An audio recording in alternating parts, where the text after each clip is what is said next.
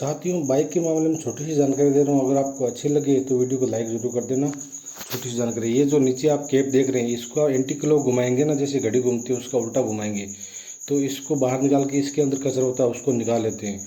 इस बाइक में क्या प्रॉब्लम होगी, ये नीचे जो कार्बोरेटर देख रहे हो इसमें कचरा फंस गया। कचरा क्यों फंस गया? क्योंकि इस बाइक की टंकी बहुत पुरानी हो रखी है और लोहा जितना पुराना होगा उतना लोहे में से जंग निकलता है और उस जंग को हम कचरा बोलते हैं। इसका जो लॉक है अंदर, जो ऑटोमेटिक लॉक लगता है, जब गाड़ी चलाते हैं लॉक खुलता है, गाड़ी नहीं चलाते लॉक ऑटोमेटिक बंद हो जाता है, लेकिन बंद होने वाली जगह इसमें कचरा आ गया था तो ये लॉक बंद नहीं हो रहा था।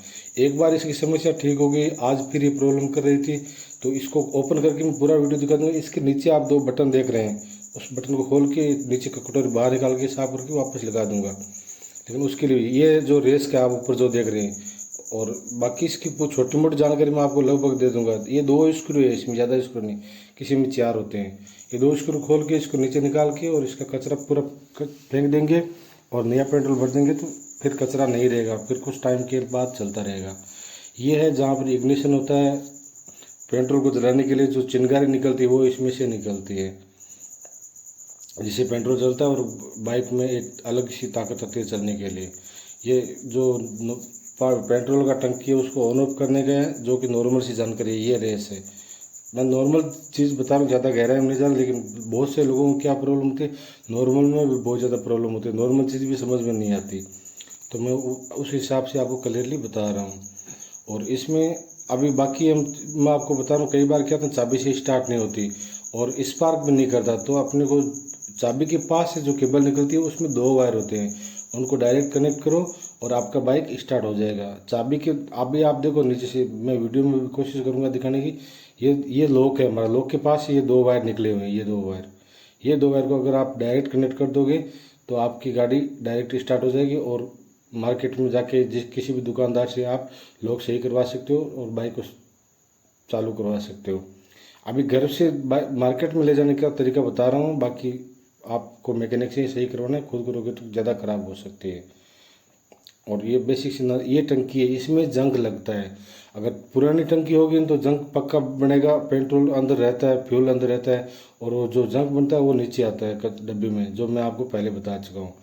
ये अपना फ्यूल का जो खराब हो रखा भी, और ये है मीटर का, मतलब कैसे बाइक स्पीड कंट्रोल करती है और कैसे वो मीटर निकालती है। तो ये तो अपना ब्रेक का हो गया, इसके पास जो पाइप लगी होती है ये होता है स्पीड मीटर, उसके लिए तो स्पीड भी कंट्रोल दिखाती है और साथ में किलोमीटर भी निकालती है। तो ये दोनों काम यही करती है।